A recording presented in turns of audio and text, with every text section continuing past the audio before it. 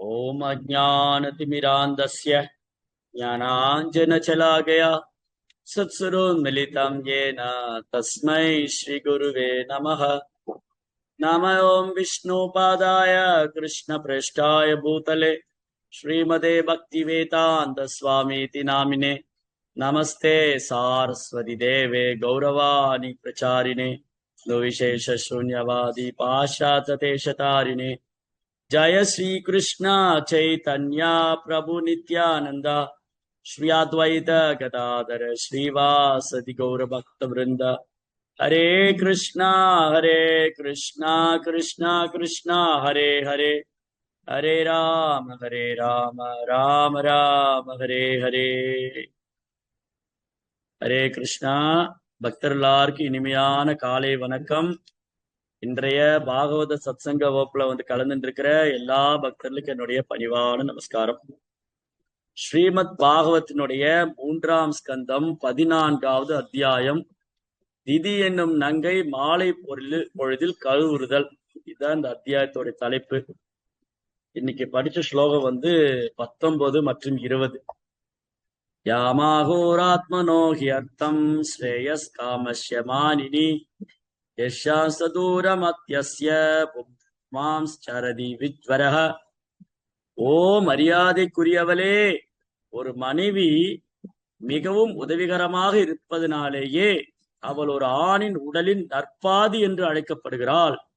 காரணம், அவள் அனைத்து மங்கள செயல்களிலும் பங்கு பெறுகிறாள். ஆதலினால் ஒரு ஆண் தன் மனைவியிடம் அனைத்து பொறுப்புகளையும் ஒப்படைத்துவிட்டு கவலையின்றி வாழ முடியும். பதம் 20. யாம் ஆசித்யேந்திரியாராதீன் துர்ஜயானிதராசிரமை வயம் ஜெயே மகேலாபீர் தஸ்யோன் துர்கபதிர் யதா. ஒரு கோட்டையின் பாதுகாவலன் அத்துமீறி நுழையும் கொள்ளைக்காரர்களை எளிதில் வெற்றி கொள்வதைப் போல மனைவியை சரணடைவதன் மூலம் ஒருவன் புலன்களை வெற்றி கொள்ள முடியும். இவை பிற சமுதாய அமைப்புகளில் வெற்றி கொள்ள முடியாதவையாகும். சரி, இது நேற்றைய வகுப்போட தொடர்ச்சி. நேற்று நம்ம 17, 18 2 ஸ்லோகம் படிச்சோம். ஆனா அதுல முழுமையா நம்மளால அந்த வகுப்பை முடிக்க முடியல. காரணம், ரொம்ப முக்கியமான தலைப்பாகவும் நீண்ட விளக்கங்கள், பிரபுபாதருடைய அழகான விளக்கம், ரொம்ப அத்தியாவசியமான பாடம். இப்ப நம்ம படித்து கொண்டிருக்கிறது பாகவதத்துல நம்முடைய வாழ்க்கைக்கு இன்றியமையாத அத்தியாவசியமான முக்கியமான பாடம். துரதிருஷ்டவசமா இந்த பயிற்சி, இந்த பாடம் பள்ளிகள்லயோ கல்லூரிகள்லயோ பல்கலைக்கழகத்திலேயோ சொல்லித்தரப்படுவதில்லை.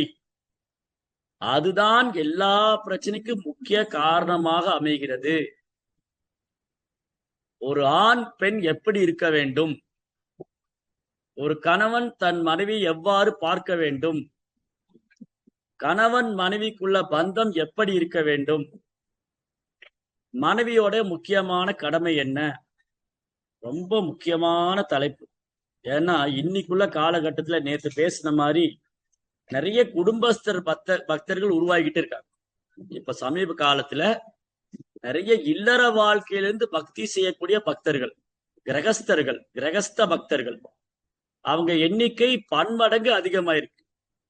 இல்லற வாழ்க்கையிலிருந்து கிருஷ்ண பக்தி பண்ணக்கூடிய பக்தர்களின் எண்ணிக்கை பன்மடங்கு அதிகமாயிருக்கு.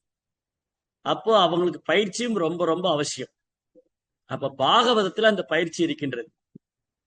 ஒரு கணவன் மனைவி எப்படி இருக்க வேண்டும், கிரகஸ்த வாழ்க்கையினுடைய அட்வான்டேஜ் என்ன, டிஸ்அட்வான்டேஜ் என்ன, குடும்ப வாழ்க்கையினுடைய சாதகமான சூழ்நிலை என்ன, பாதகமான சூழ்நிலை என்ன, எப்போ ஒருத்தருக்கு குடும்ப வாழ்க்கை சாதகமா இருக்கும், எப்போ ஒருத்தருக்கு குடும்ப வாழ்க்கை பாதகமா இருக்கும், எப்ப கணவன் மனைவி உறவு ஒருத்தருக்கு சாதகமா இருக்கும், எப்ப கணவன் மனைவி உறவு அவங்களுக்கு பாதகமா இருக்கும். ரொம்ப முக்கியமான பாடம். நேற்று வகுப்புல கொஞ்சம் மிச்சம் வச்சிருக்கிறோம், அதை பார்த்துட்டு அப்புறம் இன்னைக்கு ஸ்லோகத்துக்கு போலாம். அப்ப 17ஆம் ஸ்லோகத்துல நேற்று படிச்சோம். கஷ்யபர் தன் மனைவி கிட்ட சொல்றா, திதியில் இடத்துல, ஓ துன்பத்தில் வருந்துபவளே, உனது விருப்பம் எதுவானாலும் உடனடியாக அதை நான் நிறைவேற்றுவேன். உன்னை தவிர வேறு யார் விடுதலைக்கான 3 நேதிகளுக்கு ஆதாரமாக உள்ளனர். கஷ்யபர் முதல்ல தன் மனைவிய அப்ரிஷியேட் பண்றார், தன் மனைவியை உற்சாகப்படுத்துறார். நீ கவலைப்பட வேண்டாம், வருத்தப்பட வேண்டாம், கட்டாயம் நான் உன்னை சந்தோஷப்படுத்துறேன். உன் வேண்டுகோள் என்னவோ அதை நான் பூர்த்தி செய்யறேன். கட்டாயம் நான் உன்னை சந்தோஷப்படுத்துறேன். ஜெய் ஜெகநாத் பிரதேஷ். ஏன்னா நீ எனக்கு ரொம்ப உதவி செஞ்சுக்கிட்டு இருக்கிற. ஒரு மனைவியானவள் கணவனுக்கு பெரும் உதவி செய்யறாங்க. எப்படி? அந்த ஆண்மகன் தர்ம அர்த்த காமா இந்த 3 விஷயங்களை செய்வதற்கு மனைவி உறுதுணையாக இருக்கிறார். ஒரு மனைவியானவள் கணவனுக்கு பேர் உதவியாக இருக்கின்றார். எப்படி ஒரு மனைவியானவள் கணவனுக்கு பேருதவியா இருக்காங்க? தர்ம அர்த்த காமா. அந்த கணவன் தன் தர்மத்தை சரிவர செய்வதற்கும் பொருளாதாரம் ஈட்டி வருவதற்கும், பொருளாதாரம் செய்யறதுக்கும், அப்புறம் பௌதீக ஆசைகளை பூர்த்தி செய்து கொள்றதுக்கும் இந்த மனைவியே ஆதாரமானவளா இருக்கு. மனைவிதான் ஆதாரமா இருக்கு. இப்போ ஒரு பேச்சுலர், ஜெகநாத், ஒரு பேச்சுலர் ஒரு பிரம்மச்சாரி அல்லது ஒரு பேச்சுலர், அன்னைக்கு பிரம்மச்சாரிகள் அதிகமா இருந்தாங்க. அதனால பிரம்மச்சரிய வாழ்க்கை இருந்தது. குருகுலத்துல போய் படிக்கிறது. பிரம்மச்சாரி குருகுலே குரோர் வாசான்கிதம் தபஸ்யா பிரம்மச்சரியேன சமேன தமேன தியாகேன. சோ பிரம்மச்சரிய வாழ்க்கைனா தப வாழ்க்கை. குருகுலத்துல போய் ஆன்மீக குருவுடைய வழிகாட்டுதல்ல சாஸ்திரம் படிக்கிறது 20 வயது வரைக்கும். ஆனா இன்னைக்கு அந்த மாதிரி கல்வி திட்டம் போயிடுச்சு. இன்னைக்கு என்ன பண்றாங்க? படிச்சு முடிச்சதுக்கு அப்புறம் பேச்சுலரா இருக்காங்க. படிச்சுட்டு அங்கங்க வேலை பார்க்கறாங்க. ஸ்கூலு காலேஜ் ஹாஸ்டல்ல போய் படிக்கிறாங்க. அதுக்கப்புறம் படிச்சு முடிச்சு வேலை பார்க்கறது எங்கோ ஒரு ரூம்ல தங்கி இருக்காங்க. அப்ப அந்த பேச்சுலர் வாழ்க்கை 10க்கு 10 ரூமுக்குள்ள ஒரு 7-8 பேர் இருப்பாங்க. ஆனா அந்த பேச்சுலர் வாழ்க்கையில ஒரு பொண்ணு குறுக்க வந்துட்டான்னு சொன்னா அவனுடைய வாழ்க்கை விரிவடைய ஆரம்பிச்சிடும். அதனாலதான் பெண்களுக்கு ஸ்திரீ என்று பெயர். ஸ்திரீகள் பெண்களுக்கு சமஸ்கிருதத்தில் ஸ்திரீ என்று பெயர். ஸ்திரீகள் அப்படின்னா, ஸ்திரீ அப்படின்னா விஸ்தரிக்கிறது. ஸ்திரீ என்றால் விஸ்தரிப்பு. அவர் பேச்சுலரா இருக்கும்போது ஒண்ணும் இருக்காது.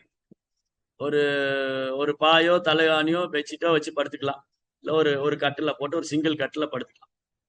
இப்போ அவர் கல்யாணம் பண்ணிட்டாருன்னா டபுள் காட்டு, பெட்ரூமு, பெரிய hall, kitchen equipments, sofa set, mixie, grinder, washing machine, அப்படி எக்ஸ்பேண்ட் ஆகிட்டே இருக்கு. மீட்டிங் ஒன்று நடக்குது, பேசிட்டு நான் ரொம்ப சந்தோஷம். அவரை அனந்தமூர்த்தி ப்ரோட்டு. அதனால முக்கியமான பாயிண்ட் என்னன்னா சொன்னீங்க, ஒரு பெண் ஒரு ஆணுடைய வாழ்க்கையில உள்ள வந்துட்டா அவங்க அந்த ஆணுடைய லைஃப் எக்ஸ்பேண்ட் ஆயிடும். அப்ப எல்லாத்துக்கும் ஆதாரம் என்னதுக்கு ஆதாரம்? இங்க கஷ்யபர் தன் மனைவி திதிட்ட சொல்றாங்க, உன்னை தவிர வேறு யார் விடுதலைக்கான 3 நேதிகளுக்கான ஆதாரமாக உள்ளது.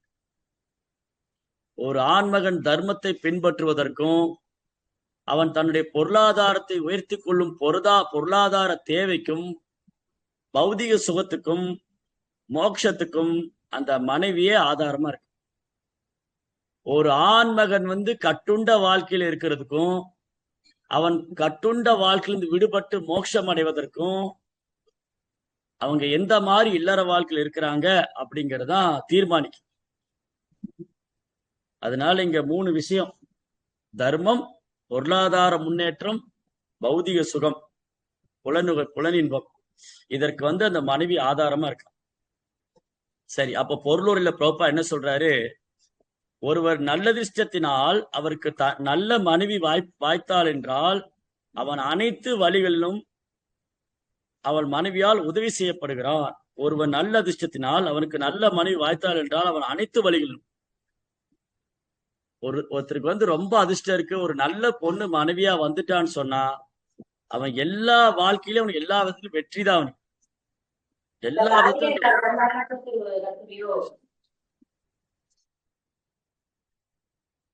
ஒரு ஆண்மகனுக்கு வந்து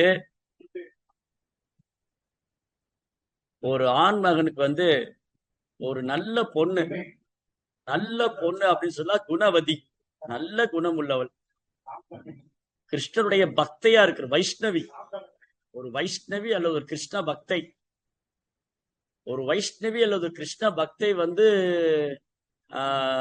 அவருக்கு மனைவியா வந்துட்டா அவன் எல்லா விதத்திலும் அதிர்ஷ்டம் பண்ணியிருக்கிறான். எல்லா விதத்திலும், அது பௌதிகத்திலும் சரி ஆன்மீகத்திலும் சரி. அதனாலதான் இங்க பிரபுபா சொல்றாரு, ஒருவருக்கு நல்ல அதிர்ஷ்டத்தினால் அவனுக்கு ஒரு நல்ல மனைவி வாய்த்தாள் என்றால் அவன் அனைத்து வழிகளிலும் அவன் மனைவியால் உதவி செய்யப்படுகிறார். தனது கட்டுண்ட வாழ்வில் ஒருவன் இடையூறுக்கு ஆளாகிறான். ஏனென்றால் அவன் மேலும் மேலும் பௌதீக கலங்கத்துக்கு ஆளாவான். ஒரு நம்பிக்கைக்குரிய மனைவி தன் கணவனின் அனைத்து உலகியல் ஆசைகளும் நிறைவேற்றுவதற்கு ஒத்துழைக்க வேண்டும். அதுவே அவன் பின்னாளைய வாழ்வில் நிறைவு பெறுவதற்கான ஆன்மீக செயல்களை செய்வதற்கு உறுதுணையாக இருக்கும். மனைவியோடைய கடமை வந்து கணவனை திருப்தி செய்யும். கணவனை சந்தோஷப்படுத்துறது மனைவியோடைய முக்கியமான கடமை. கணவனுடைய மனசு கோராம நடந்துக்கிறது, அவர்கிட்ட அன்பாக நடந்து கொள்வது, அன்பாக பேசுவது, எளிமையாக பணிவாக சேவை செய்வது, இதெல்லாம் மனைவியோட கடமை. எரிஞ்சு விழுறது, முகத்தை திருப்பி வச்சுக்கிறது, சண்டை போடுறது, கணவர் வந்து வேலையை முடிச்சுட்டு வீட்டுக்கு வரும்போது முகத்தை திருப்பி வச்சுக்கிறது, இல்ல வந்து அவரை வந்து வரவேற்காம இருக்கிறது, இல்ல கணவர்கிட்ட வந்து நல்ல இனிமையான வார்த்தை பேசாம இருக்கிறது, அப்புறம் அவருக்கு வந்து சேவை பண்ணாம இருக்கிறது, அந்த மாதிரி ஒரு மனைவி இருந்தான்னு சொன்னா சாணக்கிய பண்டிதர் சொல்றாரு, அவர் காட்டுக்கு போயிடலாம். அந்த கணவர் வந்து காட்டுக்கு போயிடலாம், ஏன்னா அவர் வீடே காடாதான் இருக்கு. யதாரண்யம் ததா கிரகம்.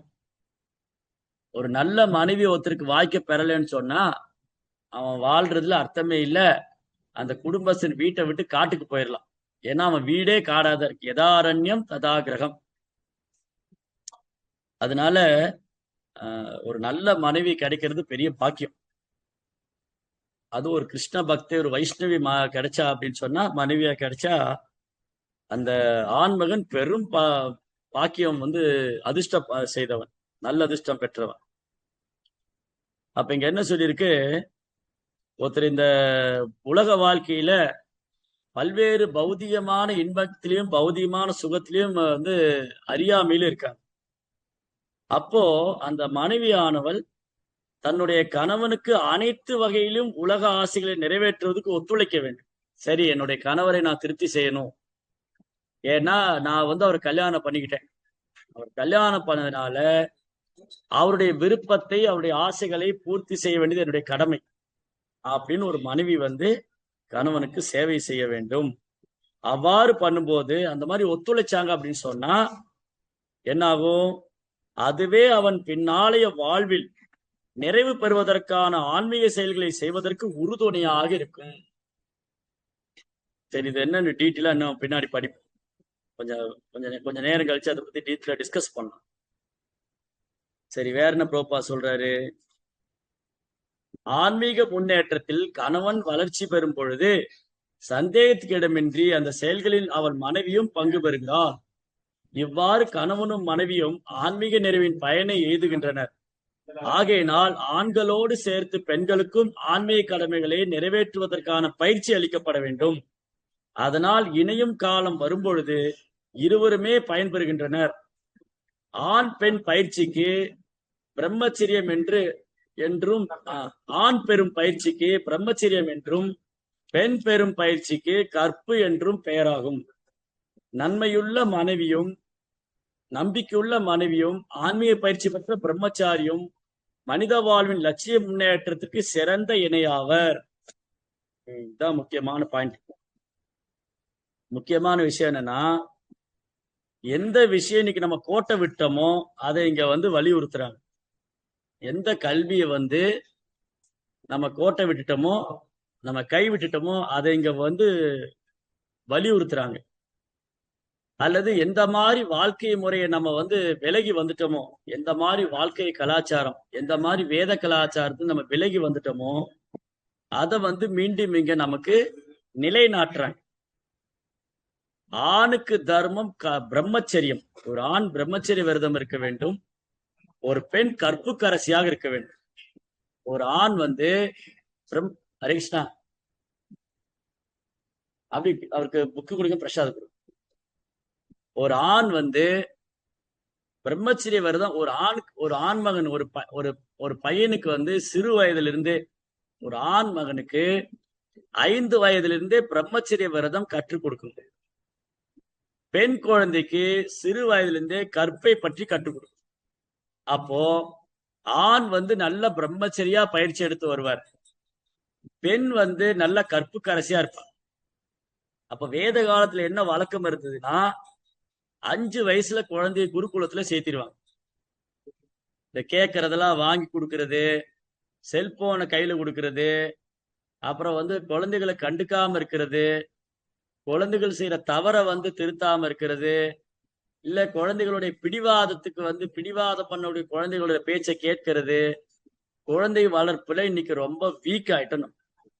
கலியுகத்துல மக்கள் நாட்கள் செல்ல செல்ல குழந்தை வளர்ப்புல ரொம்ப பலவீனமாயிட்டாங்க. குழந்தைகளை எப்படி கண்ணும் கருத்துமாக வளர்க்க வேண்டும், அவரிடம் எப்படி நடந்து கொள்ள வேண்டும், எதுவுமே தெரியும். அதனாலதான் இன்னைக்கு குழந்தைகள் சிறு வயதிலிருந்தே தவறு செய்யக்கூடியவர்களா. குழந்தை வளர்ப்பை பற்றி சாஸ்திரம் சொல்லி, சில பிரபுபாதரும் குழந்தை வளர்ப்பை பற்றி சொல்லியிருக்காரு. 5 வயது வரைக்கும் அந்த குழந்தைகளை அவங்க போக்குல விட்டுறணும். ஒண்ணுமே சொல்லக்கூடாது, கண்டிக்க கூடாது, ஒண்ணு இல்லை. 5 வயசு வரைக்கும் அந்த குழந்தை அப்படியே ஃப்ரீயா விட்டுரும். 5ல இருந்து 10 வயசு வரைக்கும் அந்த குழந்தைக்கு அப்பா அம்மா மேல பயம் இருக்கணும். தப்பு பண்ணா அடிச்சிருவாங்க, தப்பு பண்ணா அடி வாங்கணும், தப்பு பண்ணா அடி வாங்கணும்.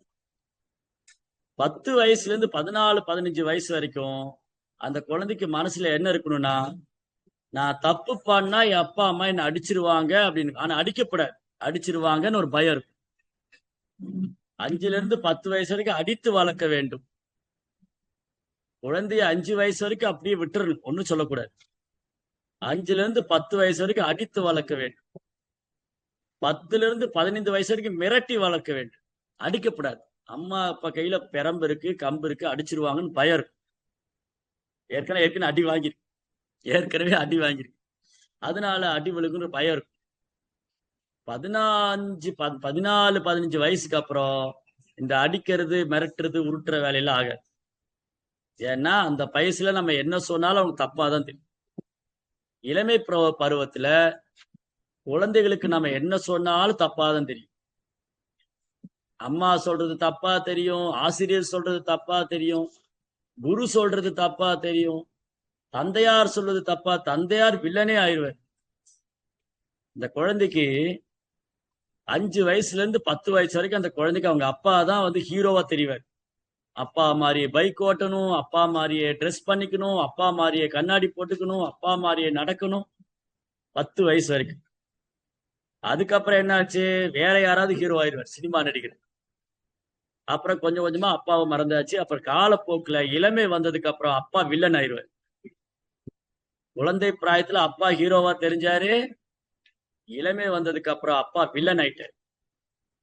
இனி எப்ப அப்பாவுடைய மகிமை புரியும், இவரு கல்யாணம் ஆகி குழந்தை பெற்று கொஞ்சம் வருஷம் ஆகும் இல்லையா, அப்ப புரியும் தந்தையோடைய கஷ்டம் என்ன. அதனால இந்த பயிற்சி எல்லாம் ரொம்ப ரொம்ப அவசியம். சரி, என்னாச்சு, வேத காலத்துல 5 வயசுல குருகுலத்துக்கு அமைச்சிருவாங்க. 20 வயசு வரைக்கும் குரு கூட தங்கி சாஸ்திரம் படிச்சு அவர் பிரம்மச்சரிய விரதம். அதுக்கப்புறம் சில மாணவர்கள், சில பிரம்மச்சரிய வாழ்க்கையினாலே மாணவர் வாழ்க்கை. இப்ப சில மாணவர் என்ன பண்ணுவாங்க, குருவிட்ட அனுமதி பெற்றுக்கொண்டு வீட்டுக்கு திரும்பி இல்லற வாழ்க்கையில் ஈடுபடுவார். சில மாணவர்கள் குரு கூடிய இருந்து அந்த பிரம்மச்சரிய விரதத்தை கடைபிடிப்பாங்க. நைஷ்டிக பிரம்மச்சாரி, தன் வாழ்நாள தன்னுடைய சக்தியை விரயமாக்காம ஆன்மீக குருவுக்காகவும் கிருஷ்ணருக்காகவும் தன் வாழ்க்கையை அர்ப்பணித்துள்ள பிரம்மச்சாரிகள். சில பிரம்மச்சாரி என்ன பண்றாங்க, இல்லற வாழ்க்கைக்கு வராங்க. குருட்ட அனுமதி பெற்றுக்கொண்டு ஆசீர்வாதம் பெற்றுக்கொண்டு அவர் இல்லற வாழ்க்கையில வர. அப்ப அவர் இல்லற வாழ்க்கையில வந்தா கூட அவருக்கு பயிற்சி இருக்கிறது. பெண்கள் இடத்தில் எப்படி நடந்து கொள்ள வேண்டும், சமுதாயத்தில் எப்படி நடந்து கொள்ள வேண்டும், மனைவி இடத்துல எப்படி நடந்து கொள்ள வேண்டும், எப்படி எப்பொழுதும் ஆன்மீக முன்னேற்றத்துக்காக சிந்தனை இருக்க வேண்டும், எப்படி பகவானை திருப்தி செய்வது, எப்படி பகவான்கிட்ட திரும்பி போறது, அந்த நினைவு அந்த பிரம்மச்சாரியத்துக்கு இருக்கு. நான் சாஸ்திரம் படிச்சிருக்கேன், குருவுக்கு சேவை பண்ணிருக்கார், குருகிட்ட இருந்து கேட்டிருக்கார், படிச்சிருக்கார். அப்போ ஒரு பிரம்மச்சாரி இல்லற வாழ்க்கையில வந்து அவர் நல்ல குடும்பஸ்தனா இருக்க முடியும். நல்ல தகுதி வாய்ந்த பிரம்மச்சாரி, குருவிட்ட இருந்து சாஸ்திரம் படிச்ச பிரம்மச்சாரி ஒருத்தர் கிரகஸ்த வாழ்க்கை இல்லற வாழ்க்கையில வராருன்னா அவர் இல்லற வாழ்க்கையை செம்மையாக நடத்த முடியும். இது அந்த பையனுக்கான தர்மம். கிரகஸ்தரானாலும் பிரம்மச்சாரி, கிரகஸ்த பிரம்மச்சாரி. சரி, மனைவி ஆனவர் அந்த பெண்ணுக்கு வந்து கற்பை பற்றி சொல்லிக் கொடுக்கும். நம்முடைய பாரத தேசத்தில் எண்ணற்ற கற்புக்கு அரசிகள்லாம் இருக்க.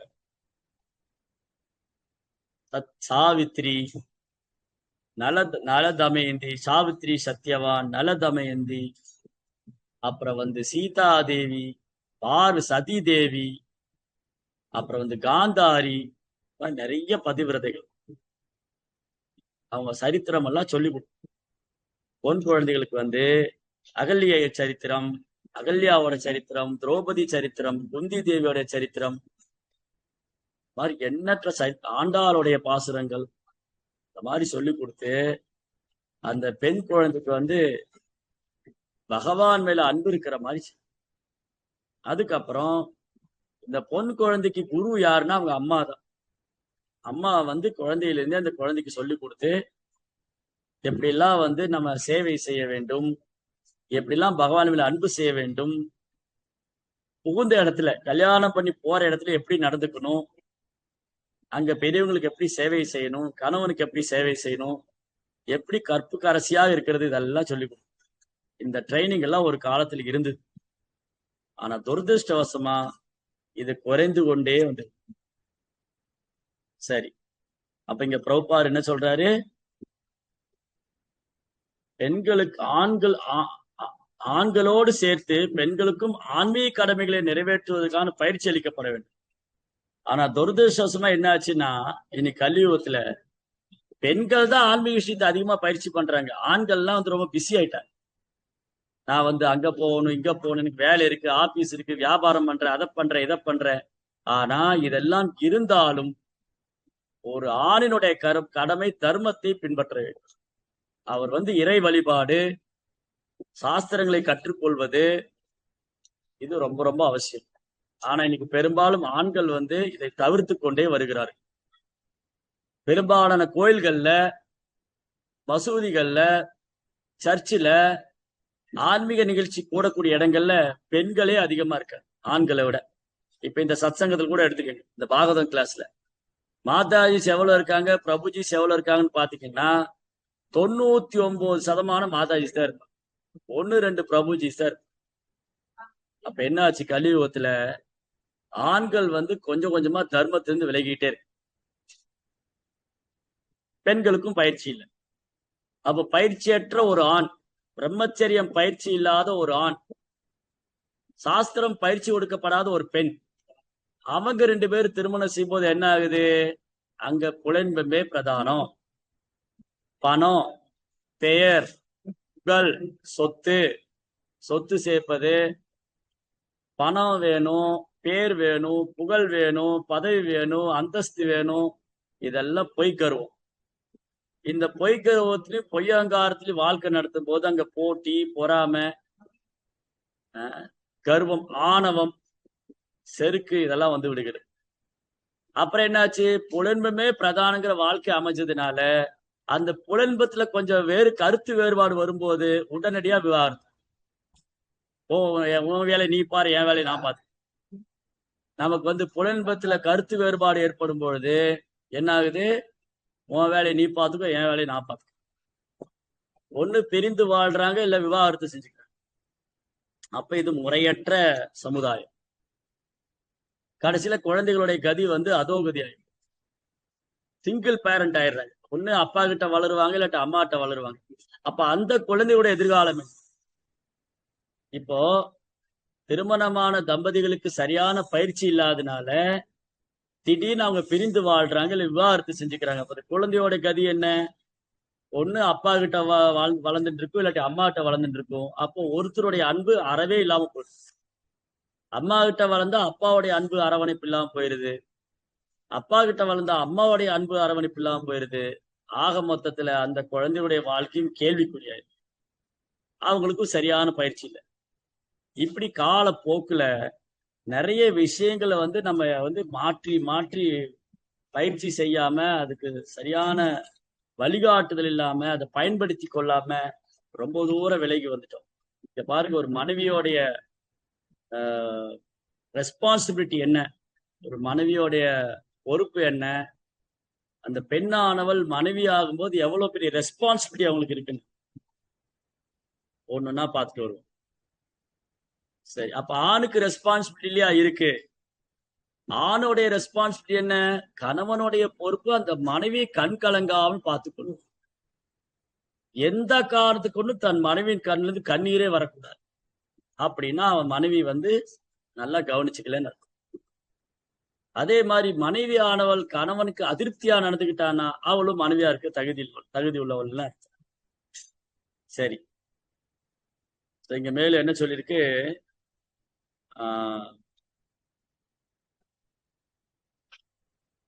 நீரில் மிதந்து செல்லும் படகு போன்றவற்றினால் ஒருவன் கடலை கடப்பது போல ஆபத்தறிந்த உலக வாழ்வு என்னும் கடலினை ஒருவன் மனைவியுடன் இல்லற வாழ்க்கை நடத்துவது மூலம் கடக்க முடியும்.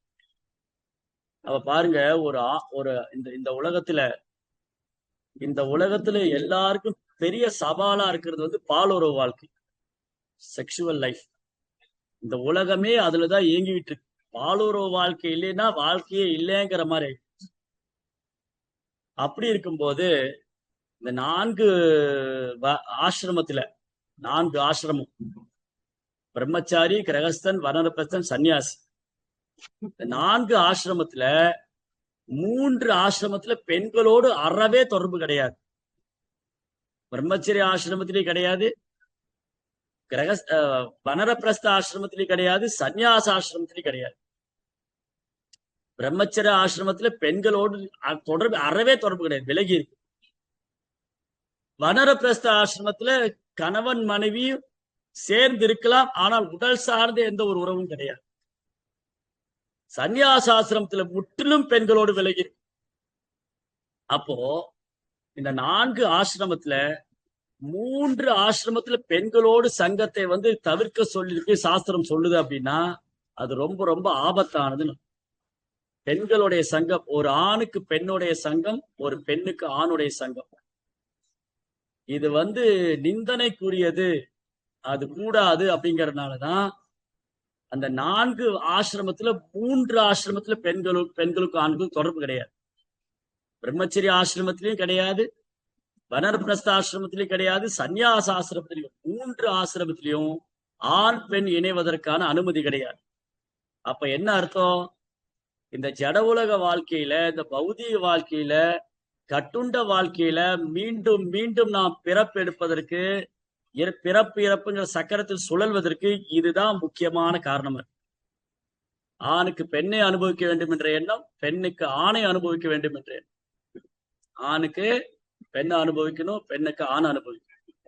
ஆக மொத்தம் அனுபவிக்க வேண்டும், புலனின்பம் அனுபவிக்க வேண்டும், பாலுறவு வாழ்க்கையை அனுபவிக்க வேண்டும் என்ற எண்ணத்தினால்தான் பௌதிக பந்தத்திலையும் பௌதிகமான புலன்ப விஷயங்களையும் கட்டுண்ட அந்த ஜீவாத்மா பந்தப்பட்ட வாழ்க்கையில் மீண்டும் மீண்டும் பிறப்பு சூழலில் சிக்கிக்கொள்ளும். ஆனா இந்த கிரகஸ்த ஆசிரமத்தோடைய சிறப்பு என்ன சொல்லியிருக்கு அப்படின்னா, மற்ற 3 ஆசிரமத்துல ரொம்ப ஆபத்து, பெண்கள் கிட்ட அறவே போகக்கூடாது, ஆசிரமத்தை விட்டு வெளியில வரக்கூடாது, அதுதான் பாதுகாப்பு. ஆசிரமத்துல பெண்கள் அனுமதியே கிடையாது, ஆசிரமத்துல பெண்களுக்கு அனுமதியே கொடுக்கூடாது. அந்த பிரம்மச்சாரி சன்னியாசி அவங்க பிரம்மச்சாரியோட சங்கத்தில் இருக்கணும், சன்னியாசிகளோட சங்கத்தில் இருக்கணும், பெண்களோட சங்கத்துல வரவே கூடாது. அப்படி இருக்கும்போது அது ஒரு கத்தி மேல நடக்கிற மாதிரி கொஞ்சம் கஷ்டமான விஷயம். சில நேரங்கள்ல சில முனிவர்கள் கூட தவறி இருக்காங்க தன்னுடைய சாதனையில இருந்து.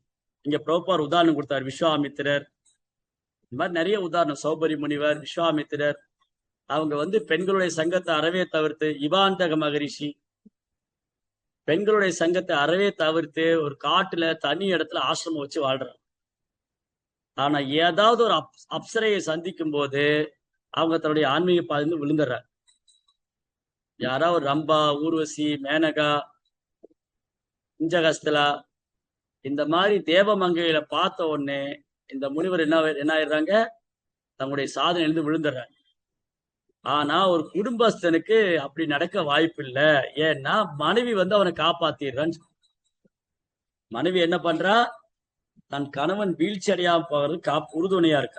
என்ன சொல்றாரு பிரபுபாதா ஆக்சுவலி இங்க ரொம்ப அழகா சொல்றாரு. கஷ்யபர் தன் மனைவி திதிட்ட ஒரு உவமை தராது.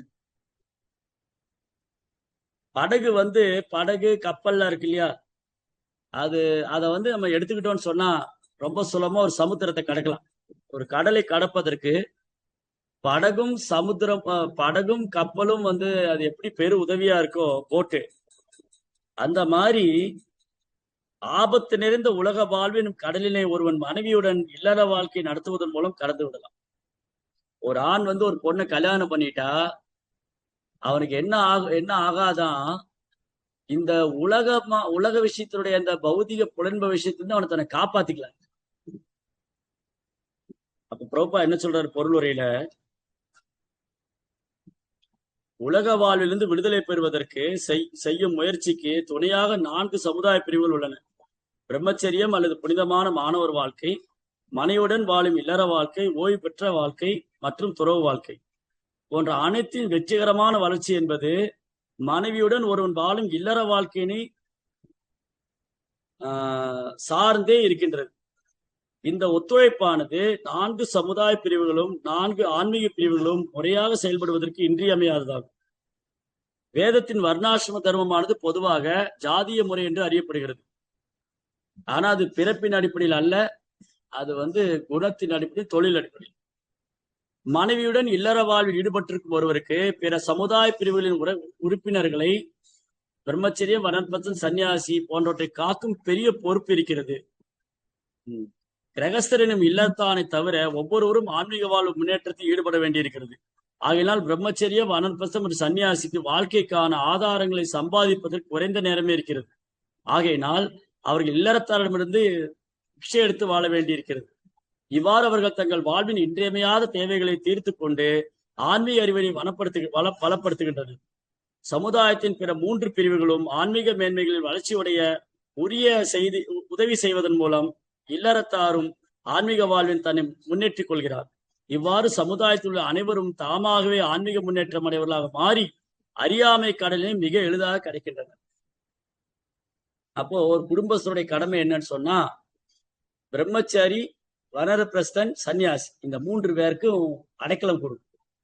ஏன்னா இவங்க 3 பேருக்கும் உடல் சார்ந்த விஷயங்களில் ஈடுபடுறதோ, புலன்பு அனுபவிக்கிறதோ, இல்ல பௌதிக வாழ்க்கையோ, இல்ல பொருள் சம்பாதிக்கிறதோ கிடையாது. அவங்க தன் வாழ்க்கையை முழுவதும் பகவானுடைய சேவைக்காக, ஆன்மீக முன்னேற்றத்துக்காக அர்ப்பணிக்கிறாங்க. அப்ப அவங்கள பராமரிக்க வேண்டியதும் பாதுகாக்க வேண்டியது ஒரு குடும்பஸ்தருடைய கடமை. அப்ப நம்ம நேத்து பேசின மாதிரி உயர்ந்த மகான்கள், மகாத்மாக்கள், தூய பக்தர்கள், பாகவதர்கள் அவங்களுக்கு குடும்பஸ்தன் சேவை செய்யும் போது, ஜெய ஜெகநாத் சுவாமி அவங்ககிட்ட இருந்து குடும்பஸ்தன் கேட்கும் போது அவர் என்ன ஆகிறாரு, இல்லற வாழ்க்கையிலிருந்து விடுபடுறாரு. அப்ப 2 பேருக்குமே நன்மை. ஒரு குடும்பஸ்தருக்கு உபதேசம் பண்றதுனால அந்த பிரம்மச்சாரியும் சன்னியாசியும் குடும்பஸ்தர்களால பாதுகாக்கப்படுறாரு, பராமரிக்கப்படுறாரு. குடும்பஸ்தருக்கு என்ன நன்மை, அவர்கிட்ட இருந்து ஆன்மீக விஷயங்கள் கேட்டதுனால அவர் தூய்மை அடைகிறார். இது கிவ் அண்ட் டேக் பாலிசி, ஒருத்தருக்கு ஒத்துழைச்சுக்கிறது. ஒரு பிரம்மச்சாரி, சன்னியாசி வெளியில போய் வேலை பார்க்கறது இல்ல, சம்பாதிக்கிறது இல்ல. அவங்க கிருஷ்ணருக்காக தன் வாழ்க்கையை அர்ப்பணிச்சிருக்காங்க. அப்ப அவங்க ஒரு பிரம்மச்சாரியும் சன்னியாசியும் ஒரு குடும்பஸ்தனுக்கு குழந்தைகள் மாதிரி. அந்த குழந்தைகளை எப்படி தான் பெற்ற குழந்தைகளை பராமரிக்கிறாங்களோ, பாதுகாக்கிறாங்களோ.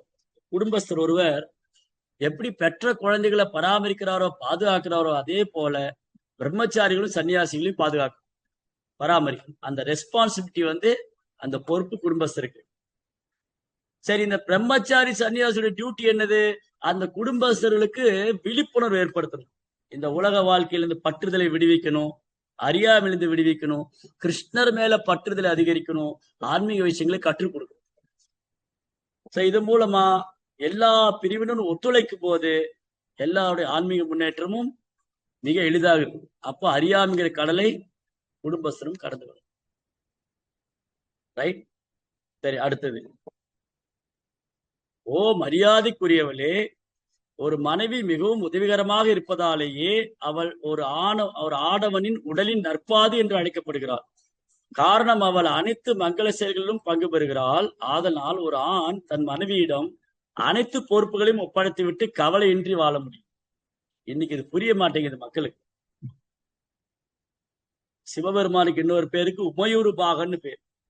உமையூறு பாகன்னா அர்த்தநாரீஸ்வர். தன் உடலில் பகுதி வந்து சதிதேவி, ஆண் பாதி பெண் பாதி. அதனால ஒரு ஆண் வந்து தன் மனைவிய தன் உடலின் பாதியா கருதணும். அதுக்கப்புறம் ஏன்னா இந்த மனைவி இருக்காங்க இல்லையா, இந்த பொண்ணு வந்து எல்லா விதமான செயலுக்கும் ஆதாரமா இருக்கு. அப்போ ஒரு வீட்டுல ஒரு பொண்ணு இருந்தா அந்த பெண்ணை சுற்றி எல்லா உறவுகளும் இருக்கும். கணவனுக்கு மனைவி, பிள்ளைகளுக்கு அம்மா, பிள்ளைகளுக்கு அம்மா, கணவனுக்கு மனைவி, அப்புறம் பெற்றோருக்கு பிள்ளை, அப்புறம் சகோதரி, அப்புறம் கொழுந்தியா, நாத்தனார், எப்படி பார்த்து மாமியார். அப்ப எல்லாமே ஒரு பெண்ணை சுற்றிதான் இல்லற வாழ்க்கையே இருக்கு. இல்லற வாழ்க்கைன்னா அங்க வந்து பெண் தான் நடுவுல இருக்கா. அதனால கணவன் என்ன பண்ணணுமா, எல்லா பொறுப்பையும் தன் மனைவிட்ட விட்டுட்டு அவர் நிம்மதியா கவலை இல்லாம இருக்கணும். அப்பனா அவர் பொறுப்பு இல்லாம இருக்குன்னு அர்த்தம் இல்ல. அவருக்கு சம்பாரிச்சு வர வேண்டிய பொறுப்பு இருக்கு. யோகம் புருஷ லட்சணம். ஒரு கணவன் வந்து சம்பாதித்து வர பொறுப்பு அவருக்கு இருக்கு. அதை நிர்வகிக்கக்கூடிய திறமை யார்கிட்ட இருக்கு? மனைவி கிட்ட இருக்கு. அதனால சம்பாரிச்சுட்டு வர பொருளை அம்மா கிட்ட கொடுத்துடணும். அம்மா என்ன பண்ணுவா? அந்த குடும்பத்தை பார்த்துக்கலாம். அதனாலதான் இல்லத்த அரசி, வீட்டுக்கு அவங்கதான் ராணி. இவர் வேணா வெளியில பெரிய பண்டிதனாவும் பெரிய ஆளா இருக்கலாம். யாரா வெளி உலகத்துக்கு இந்த கணவன் வந்து ஆகச்சிறந்த சாதனை பண்ணக்கூடியவரா இருக்கலாம். ஆனா அதுக்கு பின்னாடி வந்து யார் இருக்கா? மனைவிதான் இருக்கு. அப்ப அந்த இல்லறத்தை நல்லபடியா கொண்டு செல்ற பாக்கியம், அந்த அந்த பொறுப்பு வந்து மனைவி கிட்ட இருக்கு. ரெஸ்பான்சிபிலிட்டி அதை வந்து அவங்க கிட்ட விட்டுரும். இன்னைக்கும் நிறைய வீடுகள்ல பெண்கள் தான் அந்த குடும்பத்தை வந்து முக்கியமா இந்தியாவில இன்னைக்கும் நிறைய வீடுகள்ல அந்த வீடு வந்து நல்லபடியா இருக்கிறதுக்கு அந்த பெண் தான் வந்து அச்சாணியா இருக்கு. அச்சாணி இல்லையா? ஒரு சக்கரத்துக்கு வந்து வண்டியில அச்சாணி இருக்கு, சன்ட்ராக்ஸில். அந்த அச்சாணி இருக்கிற வரைக்கும் தான் அந்த வண்டி நல்லா போகும். அச்சாணி பழுதடைஞ்சது, அந்த வண்டியோட கதை முடிச்சுது. அதனால ஒரு வீட்டுல ஒரு பெண் இருக்கும்போது, மனைவியா இருக்கும்போது கணவனை எப்படி சமாதானப்படுத்துறது, தாயா இருக்கும்போது பிள்ளைகளை எப்படி சமாதானப்படுத்துறது, சகோதரியா இருக்கும்போது சகோதரன் எப்படி நடந்துக்கிறது, மருமகளா இருக்கும்போது எப்படி மாமனார் மாமியை திருப்திப்படுத்துறது, இப்படி பல விதத்துல அவங்களுக்கு dynamic, multi talented, multi dynamic situation. அப்ப அந்த அளவுக்கு பயிற்சி வேணும். ரொம்ப பெரிய பொறுப்பு. பெண்ணா பிறந்திருந்தாலே அது பெரிய பொறுப்பு தான், நமக்கு புரிய மாட்டேங்குது. அதே மாதிரி ஆணுக்கு பொறுப்பு இருக்கு. இந்த மாதிரி ஆண் வந்து கணவன் வந்து தர்மத்தின் வழியில நடந்து அதை பொருள் ஈட்டி வந்து அதை மனைவிட்ட கொடுத்து அவங்க அதை நல்ல விதமா நிர்வாகம் பண்ணி ஒருத்தருக்கு ஒருத்தர் ஒத்துழைக்கிறது மூலமா கோஆபரேஷன். இல்லற வாழ்க்கையின் வெற்றியின் ரகசியம் 3 தான். 3 மந்திரம். எல்லாம் கவனமா ஞாபகம் வச்சுக்கணும், குறிச்சு வச்சுக்கணும், மனதுல பதிய வச்சுக்கணும், மறந்துடவே கூடாது.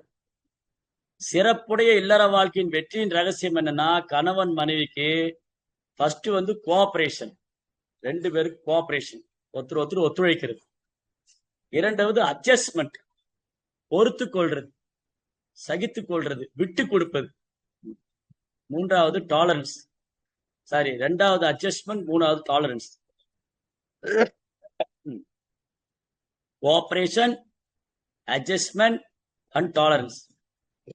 ஒத்துழைப்பது, விட்டு கொடுப்பது, அப்புறம் சகித்துக் கொள்வது. இந்த 3 தாரக மந்திரம் ஒரு கணவனும் மனைவி பின்பற்றினா அவங்க இல்லற வாழ்க்கை வெற்றிகரமான இல்லற வாழ்க்கை. ஆனா இது ரொம்ப கஷ்டம். கலியுகத்துல ரொம்ப கஷ்டம். ஒத்துழைக்கணுமா, நான் ஏன் அவளுக்கு ஒத்துழைக்கணும், அந்த பொண்ணு நான் ஏன் அவருக்கு ஒத்துழைக்கணும், அந்த நான்கிற ஈகோ வந்துச்சுன்னா போச்சு. அப்புறம் நானே பொறுத்துக்கணுமா, ஏன் அவரு பொறுத்துக்க கூடாதா, போறதுலயே நானே பொறுத்து போகணுமா, போச்சு. சகிப்புத்தன்மை இல்லை. அப்புறம் விட்டு கொடுக்கறது இல்லை, நான் விட்டு கொடுக்க மாட்டேன். போறதுலயும் நானே விட்டு கொடுத்து போகணுமா, நான் விட்டு கொடுக்க மாட்டேன். சோ இந்த நான் அப்படிங்கிற பொய் அகங்காரம் மேல எழுந்துச்சுன்னா போச்சு. கணவன் மனைவிக்குள்ள பரஸ்பரம் இல்லாம நான் என்ற பொய் அகங்காரம் மேல வரும்போது இந்த விட்டு கொடுக்கறது, சகித்து கொள்றது, ஒத்துழைக்கிறது, இதெல்லாம் ஒண்ணும் இல்லாம போயிடும், ஜீரோ ஆயிடும். அதனால நான்கிற பொய் அகங்காரத்தை தூக்கி போடணும். நான்ற பொய் அகங்காரத்தை தூக்கி போட்டு என் கணவர் தானே சொன்னாரு, என் மனைவி தானே சொன்னா, பரவாயில்ல, என் கணவர் தான் நடந்துகிட்டாரு, சரி பரவாயில்ல, ஏன் ஏதோ சந்தர்ப்பத்துல சொல்லிட்டாரு, சரி பரவாயில்ல, போட்டு ஒன்றும் பிரச்சனை இல்லை. வெளியில வேலை செய்யற இடத்துல ஒரு ஓனர் வந்து திட்டுறாரு. அப்ப அங்க வந்து நம்ம எப்படி இருப்போம், பேசாம இருப்போம். ஏன்னா அங்க சம்பளம் வாங்குறோம். அங்க சம்பளம் வாங்குறதுனால அங்க வந்து திட்டினாலும் வாங்கிதான் ஆகணும், என்ன சொன்னாலும் பொறுத்து, அவமானப்படுத்தினாலும் பொறுத்துக்கணும். ஏன்னா இந்த வேலை போச்சுன்னா அடுத்த வேலை தேடும். சோ நான் ஒரு இடத்துல வேலைக்கு இருக்கேன், எனக்கு இந்த வேலையில என்ன அவமானம் நடந்தாலும் இருக்கேன், இல்லைன்னா எனக்கு வேலை வேலை ரெடியா இருக்குன்னு சொன்னா என்ன பண்ணுவேன், இந்த வேலை வேணான்னு போயிடுவேன். ஆனா அங்க போனாலும் அங்கேயும் நான் என்ன பண்ணணும், அந்த எஜமானுக்கு பணிவாதம் எடுத்துக்கணும். அங்க வந்து நான் வந்து இப்படிதான் இருப்பேன் அப்படின்னு சொன்னா எந்த கம்பெனிலுமே நிரந்தரமா இருக்கணும். அப்போ ஒரு இடத்துல வேலைக்கு போற இடத்துல நம்ம என்ன பண்றோம், அங்க இருக்கிற முதலாளிக்கு நம்ம கோஆபரேட் பண்றோம். அதுக்கப்புறம் அங்க நடக்கக்கூடிய கஷ்டங்களை எல்லாம் நம்ம அட்ஜஸ்ட் பண்ணிக்கிறோம். வேலையில வரக்கூடிய கஷ்டங்களை பொறுத்துக்கிறோம், சகிச்சுக்கிறோம், விட்டு கொடுத்து போறோம். இதெல்லாம் பண்றதுனால தான் ஒரு கம்பெனில ஒருத்தர் நிம்மதியா இருக்க முடியும். ஒரு கம்பெனியில ஒருத்தர் ரொம்ப வருஷமா இருக்கணும்னு சொன்னா, ஒரு வேலை செய்யற இடத்துல ஒரு அலுவலகத்துல ஒருத்தர் ரொம்ப வருஷமா இருக்கணும், அதுல வந்து நிறைய இன்கிரிமெண்ட் வாங்கணும், அவன் நிறைய ப்ரமோஷன் வாங்கணும்னு சொன்னா அதுக்கு ரொம்ப பொறுமை வேணும், சகிப்புத்தன்மை வேணும், விட்டு கொடுக்குற மனப்பான்மை வேணும், அங்க இருக்க கூட வேலை செய்யற கூட நல்ல நட்பு வச்சுக்கணும், தன் திறமையை சரியான இடத்துல காமிக்கணும், இதெல்லாம் இருக்கு. அந்த திறமையினால கர்வம் கொள்ளக்கூடாது. அப்போ ஒரு வேலை செய்யற இடத்துல இதெல்லாம் நம்ம பண்றோம், பண்ண படிச்சுக்கிறோம். ஆனா குடும்பத்துல பண்ண தவறிட்டோம். குடும்பத்துல கணவன் மனைவி எஜமான நினைக்கிறது இல்ல, மனைவி கணவனை எஜமான நினைக்கிறது இல்ல. 2 பேருக்கும் தானே எஜமான, நான் தான் எஜமான, நான் தான் அனுபவிக்கணும், நான் தான் கட்டுப்படுத்தணும், அகம்போகா, அகமீஸ்வரா, அகம் கர்த்தா, நான் தான் காரணம். இதுதான் எல்லா பிரச்சனையும் காரணம். இந்த நான் தான் காரணங்கிறது தான் எல்லா பிரச்சனையும் காரணம். நாம அப்படின்னு சொல்லும்போது வேற. நாம அப்படிங்கிற நாமங்கிற வார்த்தைக்கும் நான்கிற வார்த்தைக்கும் வித்தியாசம் இருக்கு. நாம சேர்ந்து பண்ணோம், நம்ம 2 பேரும் சேர்ந்து அது வேற. சோ இதான் ப்ராப்ளம். சோ அதனால இங்க முக்கியமான பிரச்சனை என்னன்னா, இங்க வந்து இந்த 3 விஷயம், இந்த தாரக மந்திரத்தை ஞாபகம் வச்சுக்கணும். ஒத்துழைப்பது, விட்டு கொடுப்பது, பொறுத்து கொள்வது. இது இருந்தா அந்த லைஃப் சக்சஸ். பிரபுபாதர் வந்து ஒரு உபன்யாசத்துல சொன்னார், அவருக்கு திருமணமான பொழுது அவங்க மனைவி வந்து கிருஷ்ண பக்தியில அவ்வளவு தீவிரம் காமிக்கல. அதனால பிரபுபாதர் என்ன பண்ணார், அவங்க அப்பா கிட்ட போய் சொன்னார், அப்பா எனக்கு இந்த பொண்ணு பிடிக்கல, நான் டைவர்ஸ் பண்றேன். அப்போ அவங்க அப்பா வந்து ரொம்ப அழகா சொல்றாரு, அபய் பாபு, அப்ப பிரபுபாதுக்கு பேர் அபய் பாபு, அபய்சரன். பிரபுபாடைய அப்பா வந்து ஒரு வைஷ்ணவர், கௌர்மோகன், அவர் ஒரு வைஷ்ணவர், ஒரு கிருஷ்ண பக்தர். அவர் சொல்றாரு, அபய் பாபு, இந்த பொண்ணு உனக்கு பிடிக்கலன்னு சொன்னா அது விவாகரத்து பண்ணக்கூடாது, அது நம்ம தர்மம் அல்ல, அது நம்ம கலாச்சாரம் இல்ல. ஒரு பெண்ணை கல்யாணம் பண்ணிட்டு இந்த பொண்ணு வேண்டாம் அப்படின்னு சொல்லி அதை ஒதுக்குறது, விவாகரத்து பண்றது நம்முடைய கலாச்சாரமே இல்லை, நம்ம வேத தர்மமும் கிடையாது. மாறாக நீ எப்படி எடுத்துக்கணும்னா, அந்த பொண்ணு உனக்கு பிடிக்கலன்னு சொன்னா அது கிருஷ்ணாவுடைய கருணை. ஏன் கிருஷ்ணா உனக்கு அந்த பொண்ணு பிடிக்காத மாதிரி அமைச்சிட்டாரு? அப்போ உனக்கு அவன் மேல பற்றுதல் வராது. நீ உன் கடமையை மட்டும் செய்.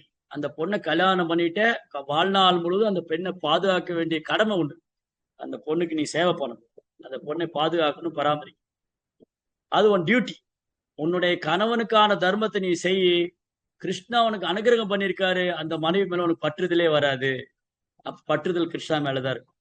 பாருங்க, இந்த மாதிரி யாரு இன்னைக்கு சொல்லிக் கொடுக்குறா? அதனாலதான் பிரபுபா சொன்னாரு, அன்னைக்கு எங்க அப்பா சொன்னாரு, நான் எனக்கு முதல்ல அது ரொம்ப கஷ்டமா தான் இருந்தது. நான் கல்யாணம் பண்ணணும், 2வது கல்யாணம் பண்ணணும் ஆசைப்பட்டேன். ஆனா என் அப்பா சொன்னார் வேண்டாம், இது தர்மம் இல்லைன்னு சொன்னாரு. அன்னைக்கு எனக்கு கஷ்டமா இருந்தது. ஆனா இன்னைக்கு நான் பாருங்க, என் அப்பாவுடைய வார்த்தையை பின்பற்றினாலதான் இன்னைக்கு நான் உங்க முன்னாடி சன்னியாசியா உட்கார்ந்துருக்கேன். அன்னைக்கு எங்க அப்பாவுடைய வார்த்தையை நான் பின்பற்றினாலதான் இன்னைக்கு நான் உங்க முன்னாடி சன்னியாசியா இருக்கேன். இத பிரபுபா ரொம்ப பணிவா தன்னுடைய சீடர்கள்ட்ட எல்லாம் சொல்றாரு பாகவதம் கிளாஸ்ல. அதான் இங்க பாயிண்ட் என்ன அப்படின்னு சொன்னா, கணவன் மனைவிக்குள்ள பரஸ்பரம் இருக்கணும். மனைவியை ஃபர்ஸ்ட் மதிக்கணும், மனைவி கணவனை மதிக்கணும். ரெஸ்பெக்ட் ஈச் ஈச் ஈச் அவங்களுக்குள்ள each one of them have a respect. மரியாதை இருக்கணும். கணவனுக்கு மனைவி மேல மரியாதை இருக்கணும், மனைவி கணவன் மேல மரியாதை இருக்கணும். அந்த மரியாதை எப்போ வரும்?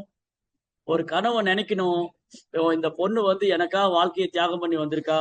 இவ்வளவு வருஷமா, இந்த 22 வருஷமா ஒரு குடும்பத்திலிருந்து அந்த பெற்றவங்க, அப்பா அம்மா, அப்புறம் நண்பன், சகோதரன், உறவினர்கள் எல்லாத்தையும் விட்டுட்டு, தாத்தா பாட்டி, அண்ணன் தம்பி, அக்கா தங்க எல்லாத்தையும் விட்டுட்டு இந்த பையனை கல்யாணம் பண்ணனால அவங்க கூட வந்துட்டான். கல்யாணம் ஆனதுக்கு அப்புறம் பிறந்த வீட்டை விட்டு புகுந்த வீட்டுக்கு போறான் அந்த பொண்ணு. அப்ப அந்த கணவன் எப்படி பார்க்கணும்? இந்த பொண்ணு எனக்காக எவ்வளவு தியாகம் பண்ணி வந்திருக்கா, தன்னுடைய உறவுகள் எல்லாம் தியாகம் பண்ணி வந்திருக்கா. அது மட்டும் இல்ல, இனி அவ வாழ்க்கையில என்னன்னா, கணவனுக்கு என்னென்ன பிடிக்குமோ அந்த மாதிரி நடந்துக்கணும். அப்ப என்ன ஆகுதுன்னா, இந்த பொண்ணு எவ்வளவு பெரிய தியாகம் பண்ணிருக்கா. தனக்குன்னு சில விஷயங்கள்லாம் பிடிச்சிருக்கும், தனக்குன்னு சில விஷயங்கள்லாம் இருக்கு, அதையெல்லாம் விட்டுட்டு எனக்காக வேண்டி வந்திருக்கா அப்படின்னு நினைக்கும் போது, அந்த மனைவியை பார்க்கும் போதெல்லாம் அந்த கணவனுக்கு ரெஸ்பெக்ட், மரியாதை மரியாதை இருக்கும், அன்பு இருக்கும். அந்த மாதிரி நினைக்கணும். சரி, இப்ப மனைவி என்ன நினைக்கணும்? அந்த கணவரை பார்க்கும்போது, இவர் எனக்கா எவ்வளவு கஷ்டப்படுறார், இவர் கடினமா உழைக்கிறார், காலையில எந்திரிச்சு போனா ராத்திரி தான் வர்றாரு, டே நைட் ஒர்க் பண்றாரு, 4 பேர்த்த அவமானப்படணும், மோசமான வார்த்தைகளை வாங்கிக்கணும், கஷ்டப்பட்டு உழைக்கணும். சோ என்ன பராமரிக்கிறதுக்கு வேண்டி அவர் எவ்வளவு கஷ்டப்படுறாரு அப்படின்னா, கணவன் வெளியில போயிட்டு வரும்போது, அவர் கஷ்டப்பட்டு வரும்போது, இந்த மனைவி அவர்கிட்ட அன்பான வார்த்தைகள் பேசும்போது அவர் திருப்தி அடையும். அப்போ கணவன் கஷ்டப்படுறதை பார்க்கும்போது மனைவிக்கு அவர் மேல மரியாதை. ஸோ ஃபர்ஸ்ட் ஈச் அந்த உங்களுக்குள்ள ஹஸ்பண்ட் ஒய்ஃப்குள்ள they have to respect each other. முதல்ல மரியாதை நிமித்தமான உறவு இருக்கு. அதுக்கப்புறம் அங்க பாத்தீங்கன்னா அடுத்தது என்ன வந்தது? அட்ஜஸ்ட்மெண்ட் வந்துருது. அதுக்கப்புறம் டாலரன்ஸ் வந்தது, கோஆபரேஷன் எல்லாம் வந்து பொறுத்து கொள்றது, சகித்து கொள்றது, அப்புறம் விட்டு கொடுப்பது, ஒத்துழைப்பது, இதெல்லாம் நடக்கும். முதல்ல மரியாதை இருந்துன்னா 2 பேருக்குள்ள இது வந்துடும். இந்த மரியாதை வரணும்னா அந்த பொய் அகங்காரம் போகணும். ஓ, நான் தான் இவளை கல்யாணம் பண்ணிருக்கேன், நான் சொல்றதை கேட்க மாட்டேங்கிறா. இந்த பொண்ணு, ஓ நான் எல்லாத்தையும் விட்டுட்டு வந்துட்டேன், இவர் என்ன இப்படி நடந்துக்கு. சோ இந்த நான்கிறது இருக்கிற வரைக்கும் ப்ராப்ளம். நாம்னு மாறணும். நாம்னு மாறணும். ஈருடல் ஓர் உயிர். இதுல சொல்லுவாங்க, ஜெயதேவ் கோஸ்வாமி பத்மாவதி. ஜெயதேவ் கோஸ்வாமி பத்மாவதி, பத்மாவதி ஜெயதேவ் கோஸ்வாமி கல்யாணம் பண்ணிக்கிறாங்க. ஜெயதேவ் கோஸ்வாமி ஒரு துறவியா இருந்தவர், அவரை பத்மாவதி கல்யாணம் பண்ணிக்கிட்டாங்க. ஜெயதேவ் கோஸ்வாமி கேட்கிறாரு, பத்மாவதி நீ ஏன் என்ன கல்யாணம் பண்ணிட்ட, நீ ஏன் என்ன தேர்ந்தெடுத்த? பத்மாவதி சொல்றாங்க, பிரபு எனக்கு இந்த ஒரு வாரம் மட்டும் கொடுங்க, வேற ஒண்ணு உங்ககிட்ட நான் ஒண்ணு எதிர்பார்க்கல, எப்படியாவது என்ன பகவான்கிட்ட அழைச்சிட்டு போவேன்னு வாக்கு கொடுங்க, நான் இந்த உடலை விட்டது பகவான்கிட்ட போகணும். அப்ப பாருங்க அவங்களுடைய நோக்கம் என்னவா இருக்கு. பத்மாவதியுடைய நோக்கம் நான் ஜெயதேவ கவி மாதிரி ஜெயதேவ் கோஸ்வாமி மாதிரி ஒரு தூய பக்தரை கல்யாணம் பண்ணனா இந்த பௌதிக வாழ்க்கையை முடிஞ்சு போச்சு, அவ்வளவுதான். அதான் இங்க பிரபா பொருளூர்ல சொல்றாரு, ரொம்ப அழகா சொல்லியிருக்காரு. 19ஆம் ஸ்லோகத்துடைய பொருளூர்ல பிரபா சொல்றாரு,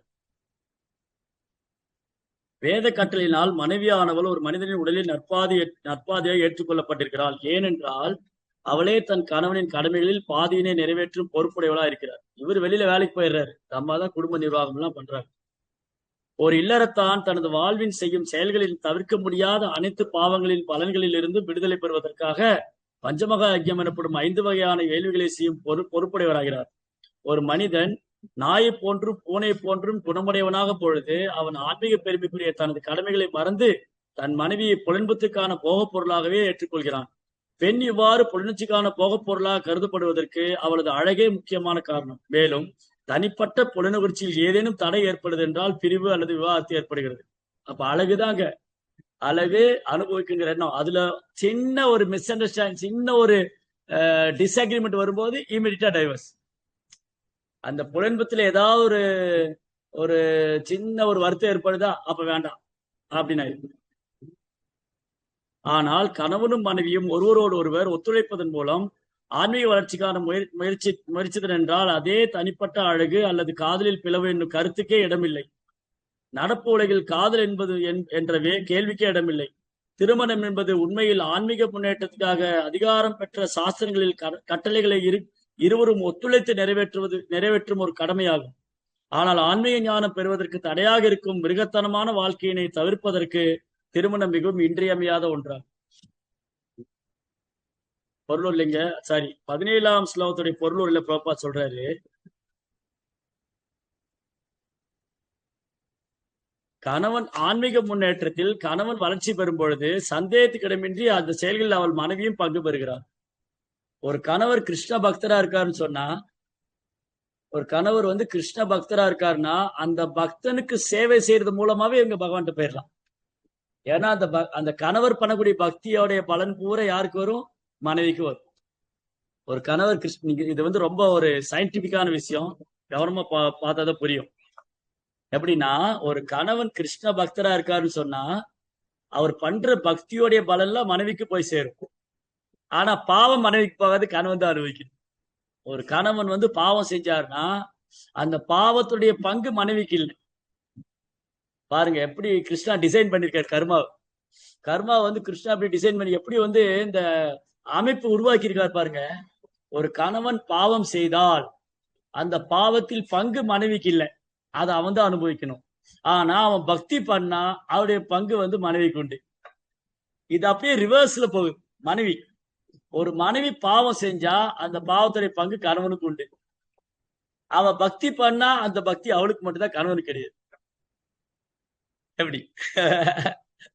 அப்ப பாருங்க கணவனுடைய ரெஸ்பான்சிபிலிட்டி எப்படின்னு. கணவனுடைய பொறுப்பு என்னன்னா அவரு தர்மம் அப்படி நடக்கணும், பாவம் செய்யக்கூடாது, தன் மனைவியும் பாவம் செய்யாத மாதிரி பாத்துக்கணும். அதனாலதான் இங்க கஷ்யபர் சொல்றாரு, திதிட்ட உன்னுடைய விருப்பத்தை நான் பூர்த்தி செய்யறேங்கிறார். இல்லாட்டி ஒருவேளை தவறான வழிக்கு போக வாய்ப்பு. ஏன்னா புலன்கள் அவ்வளவு கொடூரமானது. கணவனுடைய புலன்களை மனைவி திருப்திப்படுத்தலைன்னா என்ன? அதான் இங்க பிரபா பொருளூர்ல சொன்னார். 19ஆம் ஸ்லோகத்துல பொருளூர்ல பிரபா சொல்றாரு,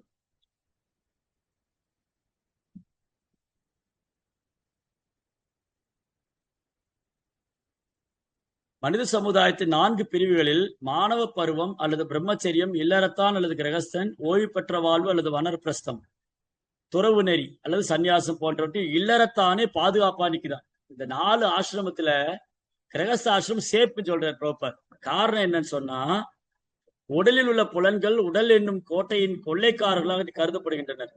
மனைவியோ அந்த கோட்டையின் காவலாளி ஆவாள். ஆகையினால் புலன்களினால் எப்பொழுதெல்லாம் உடல் தாக்கப்படுகிறதோ அப்பொழுதெல்லாம் உடலை அழிவுறாது பாதுகாப்பவள் மனைவி ஆவாள். பாலுறவு தேவை என்பது யாராலும் தவிர்க்க முடியாதாக இருக்கிறது. ஆனாலும் நிலையான மனைவியுடன் வாழும் ஒருவன் புலன் என்னும் பகைவனின் கடும் தாக்குதல் என்று காப்பாற்றப்படுகிறான். நல்ல மனைவி வாய்க்கப்பெற்றவன் கன்னி பெண்களை மோசம் செய்வதன் மூலம் சமுதாயத்துக்கு ஊறு செய்ய மாட்டான், சமுதாயத்துல தொந்தரவு செய்ய மாட்டான். பாத்தீங்களா, ஒருத்தருக்கு நல்ல மனைவி கிடைச்சிட்டான்னா அந்த கணவன் மனைவி 2 பேருக்குள்ள பரஸ்பரம் அன்பு இருந்து நல்லா இருந்தாங்கன்னா அவன் மற்ற பெண்களை தேடி போக மாட்டான், மற்ற பெண்களை மோசம் பண்ண மாட்டான். பிரம்மச்சரி, வனர்பஸ்தர் மற்றும் சன்னியாசி போன்றவற்றில் பயிற்சி பெறாமலும் ஒரு மனைவியோடு நிரந்தரமாக வாழாதவனும் முதல் பிரிவின் இழிந்தவனாக கருதப்படுகிறான். இந்த பிறப்பே அவன் வீணாயிடுச்சு. எந்த ஒரு ஆண்மகனுக்கு பிரம்மச்சரியம், கிரகஸ்தம், வனர்பஸ்தம், சன்னியாச பயிற்சி கொடுக்கப்படலையோ, யாரு நல்ல மனைவியிட்ட ஒழுங்கா வாழலையோ அவன் இந்த வாழ்க்கையை வீணாக்கிடுவான், அவன் லைஃபே போச்சு.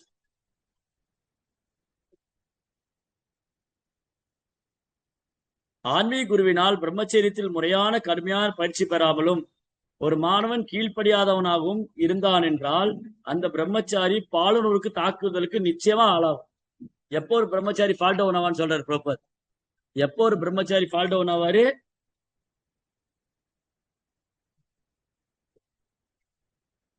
ஆன்மீக குருவினால் பிரம்மச்சரியத்தில் முறையான கடுமையான பயிற்சி பெறாமலும் ஒரு மாணவன் கீழ்ப்படியாதவனாம் இருந்தான் என்றால் அந்த பிரம்மச்சாரி பாலுணர்வு தாக்குதலுக்கு நிச்சயம் பலியாவான். இது போன்ற பாலுணர்வு வாழ்வு கீழே விடும் நிலைக்கு மகா யோகியான விஸ்வாமித்திரர் போன்ற எத்தனையோ பேர்கள் உதாரணமாக சொல்லலாம். ஒரு இல்லறத்தான் எவ்வாறேனும் அவனது அழகிய மனைவியால் இந்த நிலையிலிருந்து காப்பாற்றப்படுகிறான். அவனுக்கு மனைவி இருக்கிறனால என்ன பண்றான்? அவன் மற்ற உறவுகளை தேடி போக வேண்டிய அவசியம் இல்லை. பௌதிக பந்தத்திற்கு பாலுறவு வாழ்க்கையை காரணமாகும். அதனாலேயே இது மற்ற 3 ஆசிரமங்களிலிருந்து தடை செய்யப்பட்டு கிரகஸ்த ஆசிரமத்துக்கு மட்டுமே பாலுறவு வாழ்க்கை அனுமதிக்கப்படுகிறது. எனவே முதல் தரமான பிரம்மச்சாரி, வனர்பஸ்தன் மற்றும் சன்னியாசி உருவாக்கும் பொறுப்புடைய கிரகஸ்தனாக இல்லறத்தானே இருக்கிறார். பாத்தீங்களா? அப்படின்னா இல்லற வாழ்க்கையில புலன்பா அனுபவிச்சுக்கலாம்னு அர்த்தம் இல்லை. ஓகே, எனக்கு மனைவி இருக்கா, நான் ஏன் வேற பொண்ணுகிட்ட போகணும், அதனால எப்பவுமே மனைவி கூடயே புலன்பா அனுபவிச்சுட்டு இருந்தா அதுவும் ஆபத்து தான். அதனாலதான் சாஸ்திரம் சொல்லுது, கிரகஸ்த வாழ்க்கையில கூட பிரம்மச்சரியம் இருக்கணும். கிருஷ்ண உணர்வுள்ள குழந்தைகளை உற்பத்தி பண்றதுக்காக மட்டுமே ஒரு கணவன் மனைவியோட சேரணும். அப்ப கணவன் மனைவிக்குள்ள இல்லற வாழ்க்கையில ரொம்ப முக்கியமான விஷயம் என்னன்னா, கணவன் மனைவியோட புலனை திருப்திப்படுத்துறது முக்கியம் இல்லை. அதுதான் நோக்கம் இல்லை. மனைவி கணவனுடைய புலனை திருப்திப்படுத்த 2 பேருக்கு புலன்பம் தான் வாழ்க்கையினுடைய பிரதானம் இல்லை. கிருஷ்ணரை திருப்திப்படுத்தணும். கணவனுடைய ஆன்மீக முன்னேற்றத்துக்கு மனைவி உதவி செய்யணும், மனைவியோடைய ஆன்மீக முன்னேற்றத்துக்கு கணவர் உதவி செய்யணும். கணவன் மனைவி இருவருக்கு நடுவில் கிருஷ்ணர் பிரதானமா இருக்கணும். கிருஷ்ணனுடைய புலன்களை திருப்திப்படுத்தணும். அந்த வாழ்க்கை சக்சஸ். கணவன் மனைவி 2 பேரும் சேர்ந்து கிருஷ்ணாவை திருப்திப்படுத்தணும். அப்போ அங்கேயும் தப வாழ்க்கை இருக்கு. கிரகஸ்த வாழ்க்கையிலும் தப வாழ்க்கை இருக்கு. ஓ, நான் கிரகஸ்தர் ஆயிட்டேன், நான் குடும்பஸ்தன் ஆயிட்டேன், அப்ப நான் மனைவி கூட எப்ப வேணாலும் சேர்ந்துக்குவேன். நோ, நாய் மாதிரி போன மாதிரிலாம் சேர முடியாது. No, it's not allowed. அப்ப என்ன அர்த்தம்? அந்த கணவன் மனைவி இருவரும் கிருஷ்ண உணர்வில் தீவிரமா பயிற்சி எடுத்துக்கணும். பகவத்கீதை, பாகவதம் படிக்கிறது, கேட்கறது, பகவானுடைய நாமத்தை ஜபிக்கிறது, விக்கிரக ஆராதனை செய்வது, பூஜைகள் செய்வது, பல்வேறு சேவைகள்ல தங்களை முழுமையா ஈடுபடுத்திக்கணும். கிருஷ்ண உணர்வுல முழுமையா ஈடுபடுத்திக்கணும். அப்பதான் கிருஷ்ண உணர்வுல முழுமையா ஈடுபடுத்தும் போதுதான், கிருஷ்ண மேல பற்றுதல் அதிகரிக்கும் போதுதான் பாலூர் வாழ்க்கையில விரக்தி ஏற்படும். அப்ப ஆன்மீக குருவுடைய வழிகாட்டுதல்ல ஒரு நல்ல பிரம்மச்சாரி கிரகஸ்தன் ஆனாலும், ஒரு நல்ல பிரம்மச்சாரி ஒரு ஆண்மகனுக்கு பிரம்மச்சாரி பயிற்சி கொடுத்து அவர் கிரகஸ்தர் ஆனாலும் தெரியும் மனைவிட்ட எப்படி சேரணும். இந்த மனைவிக்கு நல்ல பயிற்சி கொடுத்திருந்தா, வைஷ்ணவியா இருந்தா அவளுக்கு தெரியும் கணவனை ஒரு போக பொருளா பார்க்க கூடாது. ஒரு மனைவி கணவனை போக பொருளாகவும் புலன்பத்துக்கானவராகவும், ஒரு கணவன் தன் மனைவியை போக பொருளாகவும் புலன்பத்துக்கு ஆளாவனாலும் பார்க்க கூடாது. கணவர் எப்படி பார்க்கணும் மனைவிய? என் மனைவி எப்படிலாம் கிருஷ்ணாவுடைய சேவையில் ஈடுபடுத்தலாம். மனைவி என்ன பார்க்கணும்? என் கணவர் கிருஷ்ணருக்கு சேவை பண்றதுக்கு நான் எப்படி உதவி செய்யறது. ஆக மொத்தத்துல அல்டிமேட்லி தேர் கோல் சர்வ் கிருஷ்ணா. கிருஷ்ணாவை சர்வ் பண்ணணும், கிருஷ்ணாவை சாட்டிஸ்ஃபைட் பண்ணணும், கிருஷ்ணாவை திருப்திப்படுத்தணும், கிருஷ்ணாவை திருப்திப்படுத்தணும், கிருஷ்ணருக்கு சேவை பண்ணணுங்கிறதா அங்க அல்டிமேட் கோல். அதுதான் பிரதானம். அந்த ஒரு விஷயத்திலிருந்து விலகிட்டோம், போச்சு, அவ்வளவுதான். என் புலனை திருப்திப்படுத்தணும் அப்படின்னு நினைச்சா உடனே ப்ராப்ளம். நான் ஏன் புலனை திருப்திப்படுத்தணும் அப்படின்னு நினைச்சேன்னா அங்க உடனே இம்மிடியட்டா மிஸ் அண்டர்ஸ்டாண்டிங். ஓ, நீங்க சந்தோஷமா இருக்குன்னு பாக்குறீங்க, ஏன் சந்தோஷத்தை இன்னைக்கு ஏன் சண்டை வருது குடும்பத்துல? கணவன் மனைவி பார்த்து சொல்றா, நீ வந்து என் சந்தோஷத்துக்கு ஹெல்ப் பண்ண மாட்டேங்கிற, நீ என்ன ஒன்னும் சுயநலமா இருக்க. மனைவி சொல்றா, நீ எனக்கு திருப்தி பார்த்து நீ சுயநலமா இருக்க. அப்போ 2 பேருக்குள்ள சுயநலம் இருந்ததுன்னா, சுயநல கர்வம் இருந்ததுன்னா எல்லா பிரச்சனை.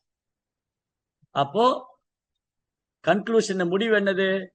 கணவன் மனைவி 2 பேருமே கிருஷ்ண உணர்வுல பயிற்சி கொடுக்கப்பட்டாங்கன்னு சொன்னா, அந்த கிருஷ்ண உணர்வுல அவங்க உறுதியா இருக்காங்க. கிருஷ்ண உணர்வு தத்துவங்களை நல்லா புரிஞ்சிருக்காங்க. புரோபார் புத்தகத்தை தினமும் குறைந்தபட்சம் ஒரு மணி நேரமா படிக்கிறாங்க. கணவன் மனைவியும் புரோபார் புத்தகத்தை குறைந்தபட்சம் 1 மணி நேரமா படிக்கிறாங்க. ஆன்மீக குருவுடைய குருமார்கள் அல்லது பக்தர்களுடைய சாதுக்களுடைய வகுப்பு, ஆன்மீக வகுப்புகளை கேட்கிறாங்க.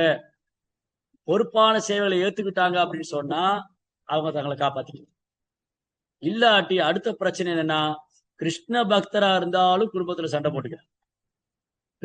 கிருஷ்ண உணர்வுலதான் இருக்காங்க. தீட்சை வாங்கியிருக்காங்க, திலக் போட்டிருக்காங்க, துளசி மாலை போட்டிருக்காங்க, பக்தி பண்றாங்க. ஆனாலும் பாருங்க வீட்டுல சண்டை போட்டு, கணவன் மனைவிக்குள்ள போட்டி, பொறாமை, சண்டை, ஒத்துழைக்கிறது இல்ல, விட்டு கொடுக்கறது இல்ல, சகிச்சு கொள்றது இல்ல. ஏன்னா அவங்க கிருஷ்ணரை மறந்துட்டாங்க, சுயநலமா இருக்காங்க. இல்லாட்டி என்ன நடக்குதுன்னா, அவங்க கிருஷ்ண உணவு தத்துவங்களை சரியா புரிஞ்சுக்கல, அவங்களுக்கு கிரகஸ்த ஆசிரமத்துக்கான பயிற்சி சரியா கொடுக்கப்படல. அது எங்க போய் முடியுது? டிவோடிஸும் டைவர்ஸ் பண்ணிக்கிறாங்க. பக்தர்களும் கல்யாணம் பண்றாங்க, விவாகரத்து பண்றாங்க. இல்ல கணவன் மனைவி பிரிஞ்சிருக்காங்க. நிறைய நடக்குது, நிறைய பார்க்கலாம். கணவன் மனைவி பிரிஞ்சிருக்காங்க. பிரபு உங்க மாதாஜி எங்க? இல்ல பிரபு நான் தனியா இருக்கேன். மாதாஜி உங்க பிரபு எங்க? இல்ல பிரபு நான் அவர் கூட இல்ல. ஏன்? ஏன்னா பொய் அகங்காரம், விட்டு கொடுக்குற மனப்பான்மை இல்ல, பொறுத்துக்கிறது இல்ல. அப்ப எங்க என்ன என்ன நடக்குது இங்க? சோ அதனால இது வந்து நம்ம ரொம்ப கவனமா பார்க்க வேண்டிய விஷயம். அப்போ ஒரு குடும்பஸ்தரும் சீனியர் கிரகஸ்தாவோட அட்வைஸ் எடுக்கும், ஆன்மீக குருடைய வழிகாட்டுதல், கிரகஸ்த வாழ்க்கையிலே வந்து மூத்த கிரகஸ்த பக்தர்கள் இருப்பாங்க, அவங்களுடைய வழிகாட்டுதல். எப்பவுமே நமக்கு மேல ஒரு அத்தாரிட்டி இருக்கு. ஆன்மீக வாழ்க்கையில எப்பவுமே ஒரு அத்தாரிட்டி இருக்கு. சீக்ஷா குரு, தீக்ஷா குரு, சீனியர் டிவோட்டிஸ், அவங்களுடைய வழிகாட்டுதல நம்ம பக்தியை பயிற்சி பண்ணணும். இல்லாட்டி மனம் போன போக்குல பண்ணிட்டு கடைசியில எல்லா பிரச்சனையும் உட்காந்து, மனம் போன போக்குல பக்தி பண்ணவே கூடாது. ரோப்பா என்ன சொல்லியிருக்கார், குருமார்கள் என்ன சொல்லியிருக்காங்க, முந்தைய ஆச்சாரியர் என்ன சொல்லியிருக்காங்க, மூத்த பக்தர் என்ன சொல்றாங்க, சீக்ஷா குரு என்ன சொல்றார், தீக்ஷா குரு என்ன சொல்றார், அதன்படி நடக்கும். அதனால ஒரு குடும்பஸ்தர் ஒருத்தர் வந்து இல்லற வாழ்க்கையில வரக்கூடிய பிரச்சனைகளை கணவன் மனைவி ஒருத்தருக்கு ஒருத்தர் பரசமா பேசி அதை சரி பண்ணிக்கணும். இல்லைன்னா மூத்த பக்தருடைய கைடன்ஸ் எடுத்துக்கணும், கவுன்சிலிங் எடுத்துக்கணும். பிரபு இந்த மாதிரி எங்களுக்குள்ள இந்த மாதிரி வருது, நீங்க வந்து ஒரு சீனியர் கிரகஸ்தரா இருக்கீங்க, அந்த சீனியர் கிரகஸ்தா மாதாஜி பிரபுகிட்ட போய் உக்காந்து எங்களை கைட் பண்ணுங்க, நாங்க எப்படி இல்லற வாழ்க்கையை வெற்றிகரமா நடத்துறது, எப்படி நாங்க வந்து விட்டு கொடுத்து போறது, எப்படி நாங்க சகித்து கொள்றது, எப்படி நாங்க வந்து பொறுத்து கொள்றது, எப்படி நாங்க வந்து ஒத்துழைப்பா இருக்கிறது கிருஷ்ணன். அதெல்லாம் வந்து ஒரு குடும்பஸ்தர், ஒரு கிரகஸ்த பக்தர்கள் மூத்த கிரகஸ்த பக்தர்கிட்ட கேட்க, சீனியர் கிரகஸ்தா டிவோட்டிஸ் அந்த மாதிரி வழிகாட்டுதல பக்தி பண்ணுனா ரொம்ப ரொம்ப ஹெல்ப்ஃபுல்லா இருக்கும் நம்ம லைஃப். எப்பவுமே சந்தோஷமா நிம்மதியா ஒரு வாழ்க்கை கிருஷ்ண உணர்வை அனுபவிக்கலாம். இல்லாட்டி இந்த போட்டி, பொறாமை இதெல்லாம் இருந்துச்சுன்னா லைஃப் ஃபுல்லா மிசரியா தான். ரைட்? ஓகே, இன்னைக்கு லேட் ஆயிடுச்சு, நம்ம இதோட மீண்டும் நாளை சந்திப்போம். ஜெய் ஸ்ரீல பிரபுபாத் கி.